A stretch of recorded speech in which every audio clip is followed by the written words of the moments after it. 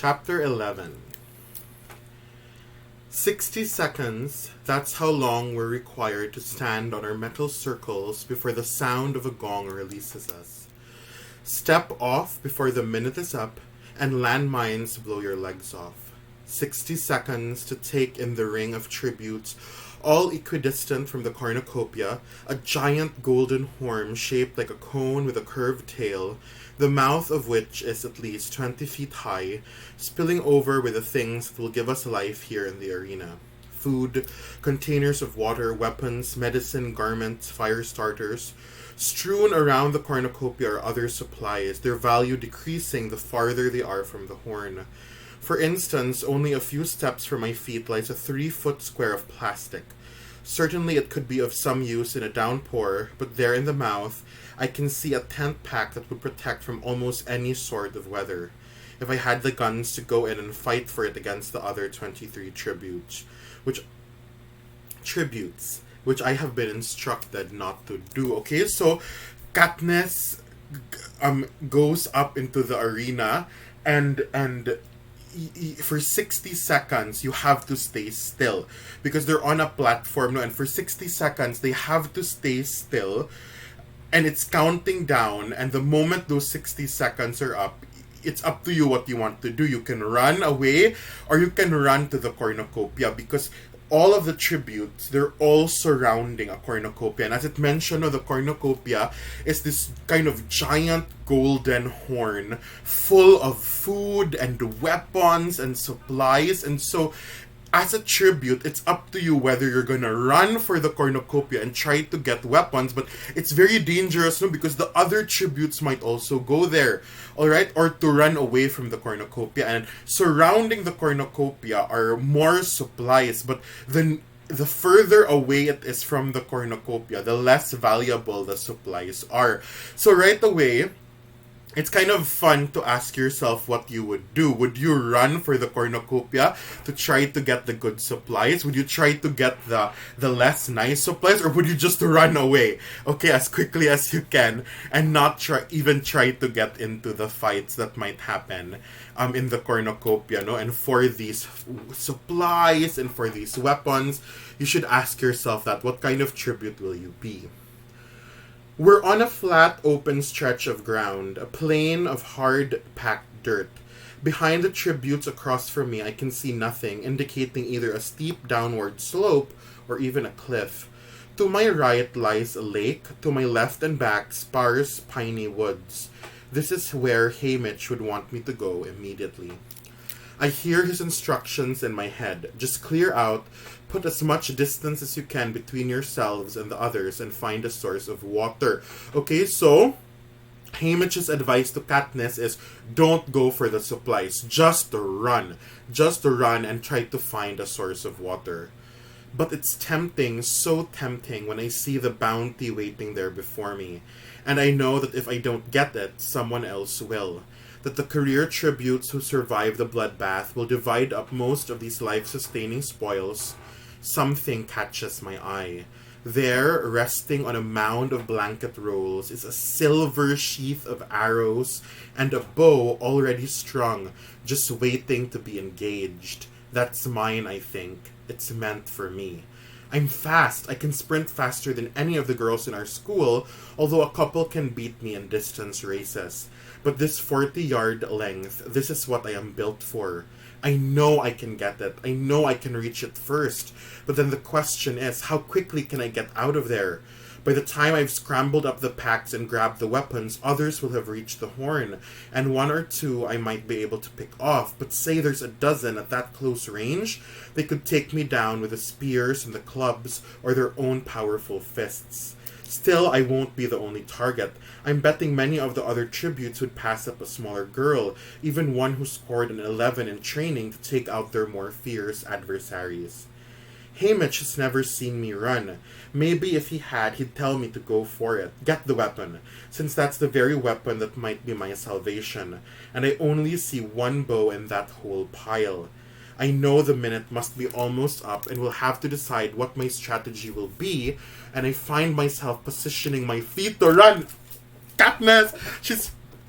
she's debating, no, like, should I run for it? Should I get the bow? What should I do? And it's all happening in 60 seconds. So imagine a countdown timer good like 60, 59, 58, and you're like, and she's thinking like, should I run? Should I run? Should I get the bow? Should I follow Hamish's advice? It's so thrilling. And I find myself positioning my feet to run, not away into the surrounding forests, but toward the pile, toward the bow. When suddenly I notice Pita. He's about 5 tributes to my right, quite a fair distance. Still, I can tell he's looking at me, and I think he might be shaking his head. But the sun's in my eye, and while I'm puzzling over it, the gong rings out. So Pita's looking at her, and he's like saying, don't run for the bow. It's like he knows what she's thinking. And I've missed it. I've missed my chance because those extra couple of seconds I've lost by not being ready are enough to change my mind about going in. My feet shuffle for a moment, confused at the direction my brain wants to take, and then I lunge forward, scoop up the sheet of plastic and a loaf of bread. The pickings are so small, and I'm so angry with Pita for distracting me that I sprint in 20 yards to retrieve a bright orange backpack that could hold anything because I can't stand leaving with virtually nothing. A boy, I think, from District 9 reaches the pack at the same time I do, and for a brief time we grapple for it, and then he coughs, splattering my face with blood. I stagger back, repulsed by the warm, sticky spray, then the boy slips to the ground. That's when I see the knife in his back. Already other tributes have reached the cornucopia and are spreading out to attack. Yes, the girl from District 2, 10 yards away, running toward me, one hand clutching a half a dozen knives. I've seen her throw in training. She never misses, and I'm her next target. So, Katniss, because Pita kind of told her no, Katniss got distracted and she couldn't run for the bow, but she did get some supplies, and while she's getting an orange backpack, another boy tries to get it too, and they're kind of fighting for it, and then this boy dies because the girl from District 2 like threw a knife at him, and now she's gonna throw a knife at Katniss, alright, and it's just, the Hunger Games have officially started, and it's intense and scary. All the general fear I've been feeling condenses into an immediate fear of this girl, this predator who might kill me in seconds. Adrenaline shoots through me, and I sling the pack over one shoulder and run full speed for the woods. I can hear the blade whistling toward me and reflexively hike the pack up to protect my head. The blade lodges in the pack. Both straps on my shoulders now, I make for the trees. Somehow, I know the girl will not pursue me. Oh man, so she was running and then she heard the sound, and so she put her backpack up right away, no? And then the knife really like stuck to her bag, good. So it would have hit her. Then she'll be drawn back into the cornucopia before all the good stuff is gone. Again, a grin crosses my face. Thanks for the knife, I think. At the edge of the woods, I turn for one instant to survey the field. About a dozen or so tributes are hacking away at one another at the horn. Several lie dead already on the ground. Those who have taken flight are disappearing into the trees or into the void opposite me. I continue running until the woods have hidden me from the other tributes, then slowly into a steady jog that I think I can maintain for a while. For the next few hours, I alternate between jogging and walking, putting as much distance as I can between myself and my competitors. I lost my bread during the struggle with the boy from District 9, but managed to stuff my plastic in my sleeve. So as I walk, I fold it neatly and tuck it into a pocket. I also free the knife. It's a fine one with a long, sharp blade, serrated near the handle, which will make it handy for sawing through things, and slide it into my belt. I don't dare stop to examine the contents of the pack yet. I just keep moving, pausing only to check for pursuers. I can go a long time, I know that from my days in the woods, but I still need water. That was Hamish's second instruction, and since I sort of botched the first, I keep a sharp eye out for any sign of it. No luck. The woods begin to evolve, and the pines are intermixed with a variety of trees. Some I recognize, some completely foreign to me. At one point, I hear a noise and pull my knife, thinking I may have to defend myself, but I've only startled a rabbit. Good to see you, I whisper. If there's one rabbit, there could be hundreds just waiting to be snared. The ground slopes down. I don't particularly like this. Valleys make me feel trapped. I want to be high, like in the hills around District 12, where I can see my enemies approaching, but I have no choice but to keep going. Funny though, I don't feel too bad. The days of gorging myself have paid off. I've got staying power, even though I'm short on sleep. Being in the woods is rejuvenating. I'm glad for the solitude, even though it's an illusion, because I'm probably on screen right now. Not consistently, but off and on. There are so many deaths to show the first day that a tribute trekking through the woods isn't much to look at. But they'll show me enough to let people know I'm alive, uninjured, and on the move. One of the heaviest days of betting is the opening, when the initial casualties come in. But that can't compare to what happens. The field shrinks to a handful of players. It's late afternoon when I begin to hear the cannons. Each shot represents a dead tribute. The fighting must have finally stopped at the cornucopia. They never collect the bloodbath bodies until the killers have dispersed. On the opening day, they don't even fire the cannons until the initial fighting is over because it's too hard to keep track of the fatalities. I allow myself to pause, panting as I count the shots. 1, 2, 3, on and on until they reach 11. 11 dead in all, 13 left to play. My fingernails scrape at the dried blood the boy from District 9 coughed into my face. He's gone, certainly. I wonder about Pita. Has he lasted through the day? I'll know in a few hours, when they project the dead's images into the sky for the rest of us to see. All of a sudden, I'm overwhelmed by the thought that Pita may be already lost. Bled white, collected, and in the process of being transported back to the capital to be cleaned up, redressed, and shipped in a simple wooden box back to District 12. No longer here, heading home. I try hard to remember if I saw him once the action started, but the last image I can conjure up is Pita shaking his head as the gong rang out. Maybe it's better if he's gone already. He had no confidence he could win, and I will not end up with the unpleasant task of killing him. Maybe it's better if he's out of this for good. I slump down next to my pack, exhausted. I need to go through it anyway before night falls. See what I have to work with. As I unhook the straps, I can feel it sturdily made, although a rather unfortunate color. This orange will practically glow in the dark.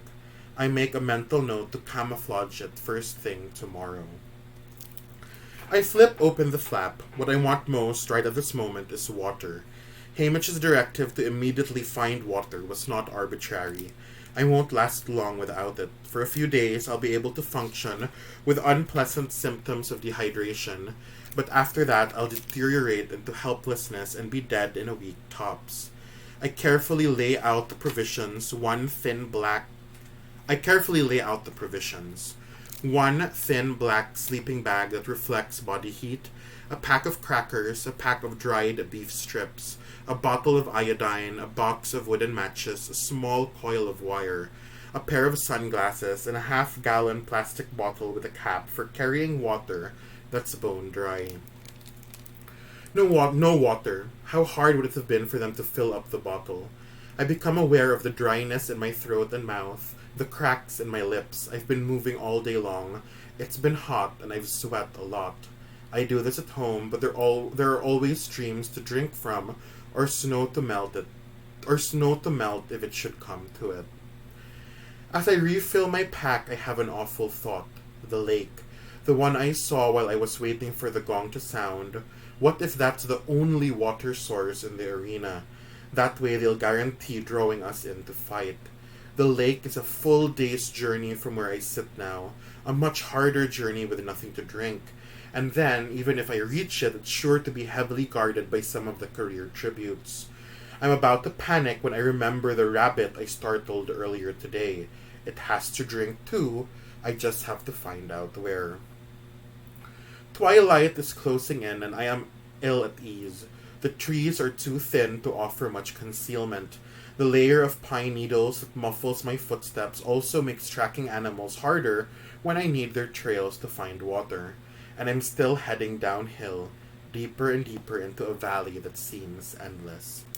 I'm hungry too, but I don't dare break into my precious store of crackers and beef yet. Instead, I take my knife and go to work on a pine tree, cutting away the outer bark and scraping off a large handful of the softer inner bark. I slowly chew the stuff as I walk along. Ew, she's eating a tree! And I'm so thirsty because she keeps talking about water.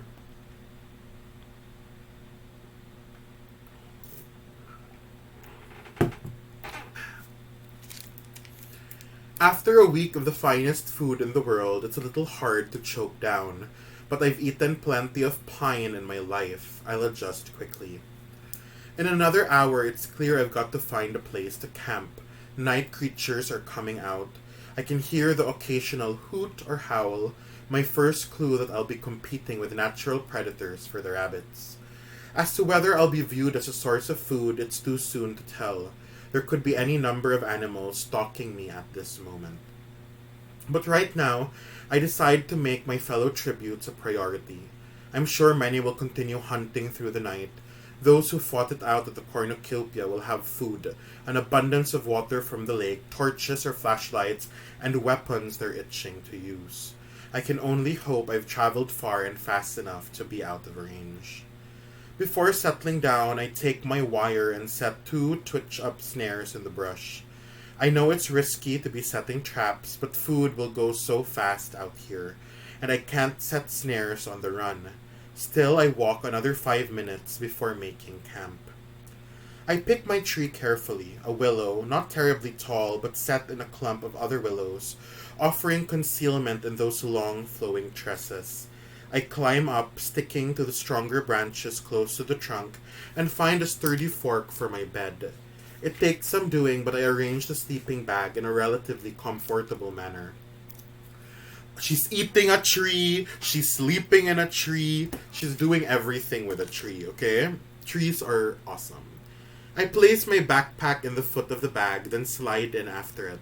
As a precaution, I remove my belt, loop it all the way around the branch and my sleeping bag, and refasten it at my waist.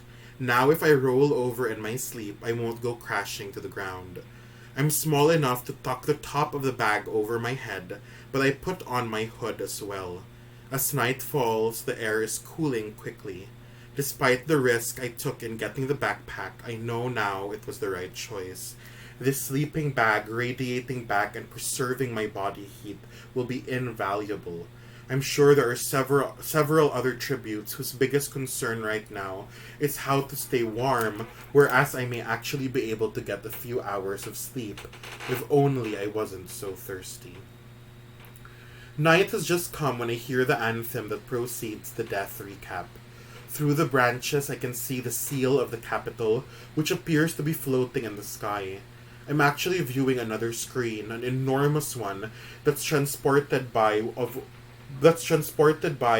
of their disappearing hovercraft. The anthem fades out and the sky goes dark for a moment. At home we would be watching full coverage of each and every killing, but that's thought to give an unfair advantage to the living tributes.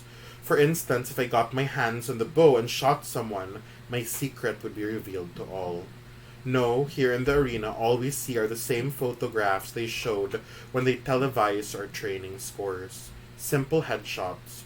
But now instead of scores, they post only district numbers. I take a deep breath as the faces of the 11 dead tributes begin and tick them off one by one on my fingers. So 11 died already. The first to appear is the girl from District 3. That means that the career tributes from 1 and 2 have all survived. No surprise there. Then the boy from 4. I didn't expect that one. Usually all the careers make it through the first day. The boy from District 5, I guess the fox-faced girl made it. Both tributes from 6 and 7. The boy from 9. The boy from 8, both from 9. Yes, there's the boy who I fought for the backpack. I've run through my fingers. Only one more dead tribute to go. Is it Pita? No. There's the girl from District 10. That's it. The capital seal is back with a final musical flourish. Then darkness and the sounds of the forest resume. I'm relieved Pita's alive. I tell myself again that if I get killed, his winning will benefit my mother and Prim the most. This is what I tell myself to explain the conflicting emotions that arise when I think of Pita. The gratitude that he gave me an edge by professing his love for me in the interview, the anger at his superiority on the roof, the dread that we may come face to face at any moment in the arena. 11 dead, but none from District 12. I tried to work out who is left. 5 career tributes, Foxface, Thresh, and Rue. Rue, so she made it through the first day after all. I can't help feeling glad. That makes 10 of us. The other 3 I'll figure out tomorrow. Now, when it is dark and I have traveled far and I am nestled high in this tree, now I must try and rest. I haven't really slept in 2 days, and then there's been the long day's journey into the arena. Slowly, I allow my muscles to relax, my eyes to close. The last thing I think is, it's lucky I don't snore. Snap! The sound of a breaking branch wakes me. How long have I been asleep? 4 hours, 5? The tip of my nose is icy cold. Snap, snap, what's going on? This is not the sound of a branch under someone's foot, but the sharp crack of one coming from a tree. Snap, snap, I judge it to be several hundred yards to my right. Slowly, noiselessly, I turn myself in that direction. For a few minutes, there's nothing but blackness and some scuffling. Then I see a spark and a small fire begins to bloom. A pair of hands warms over flames, but I can't make out more than that. I have to bite my lip not to scream every foul name I know at the fire starter. What are they thinking? A fire lit just at nightfall would have been one thing. Those who battled at the cornucopia with their superior strength and surplus of supplies, they couldn't possibly have been near enough to spot the flames then. But now, when they've probably been combing the woods for hours looking for victims, you might as well be waving a flag and shouting, "Come and get me." Okay, so Katniss was sleeping in this tree, and then she hears a sound, she wakes up, and there's a tribute who's starting a fire, because they were so cold, and Katniss said that's like the most stupid thing you can do, because it's very dark, it's a dark night, and a fire will give light, and so the people who might be hunting for you can find you very easily. They'll just follow the light, and so Katniss is like, it's so stupid, but whoever made it was probably very cold, no? And here I am, a stone's throw from the biggest idiot in the games, trapped in a tree, not daring to flee since my general location has just been broadcast to any killer who cares. I mean, I know it's cold out here and not everybody has a sleeping bag, but then you grit your teeth and stick it out until dawn. I lie smoldering in my bag for the next couple of hours, really thinking that if I can get out of this tree, I won't have the least problem taking out my new neighbor. My instinct has been to flee, not fight, but obviously this person's a hazard. Stupid people are dangerous, and this one probably doesn't have much in the way of weapons, while I've got this excellent knife. The sky is still dark, but I can feel the first signs of dawn approaching. I'm beginning to think we, meaning the person whose death I'm now devising and we might have actually gone unnoticed. Then I hear it. Several pairs of feet breaking into a run. The fire starter must have dozed off. They're on her before she can escape. I know it's a girl now. I can tell by the pleading, the agonized scream that follows. Then there's laughter and congratulations from several voices. Someone cries out, 12 down and 11 to go, which gets a round of appreciative hoots. Okay, so the sun was rising, but then Katniss could hear like sounds, of my chair joke. She could hear sounds of feet running, and she heard the scream of the fire starter, and then she hears like the people who killed her laughing and kind of joking about it and being happy, and she's right above them because she's in the tree. So they're fighting in a pack. I'm not really surprised. Often alliances are formed in the early stages of the games. The strong band together to hunt down the weak, then, when the tension becomes too great, begin to turn on one another. I don't have to wonder too hard who has made this alliance. It'll be the remaining career tributes from Districts 1, 2, and 4, 2 boys and 3 girls, the ones who lunch together. For a moment, I hear them checking the girl for supplies. I can tell by their comments they've found nothing good. I wonder if the victim is Rue, but quickly dismiss the thought. She's much too bright to be building a fire like that. Better clear out so they can get the body before it starts stinking. I'm almost certain that's the brutish boy from District 2. So a group of career tributes, alliance, no, they formed a band, and they're gonna try to kill off as many weak people as they can. And again, they're right below her. Katniss is in a tree. There are murmurs of assent, and then, to my horror, I hear the pack heading toward me. They do not know I'm here. How could they? And I'm well concealed in the clump of trees. At least while the sun stays down. Then my black sleeping bag will turn from camouflage to trouble. If they just keep moving, they will pass me and be gone in a minute. But the careers stop in the clearing about 10 yards from my tree. They have flashlights, torches. I can see an arm here, a boot there, through the breaks in the branches. I turn to stone, not even daring to breathe. Have they spotted me? No, not yet. I can tell from their words their minds are elsewhere. Shouldn't we have heard a cannon by now? I'd say yes, nothing to prevent them from going in immediately. Unless she isn't dead. She's dead, I stuck her myself. Then where's the cannon? Someone should go back, make sure the job's done. Yeah, we don't want to have to track her down twice. I said she's dead. An argument breaks out until one tribute silences the others. We're wasting time, I'll go finish her and let's move on. I almost fall out of the tree. The voice belongs to Pita. So, Katniss knows that a group of the tributes have formed kind of like a band, you know? They kind of formed a group, good, where they're going to hunt down the weak ones, okay? And she said she knows it's the career tributes, okay? That's 3 boys and 2 girls, okay? We have the, is it 2 boys and 3 girls? Hold on.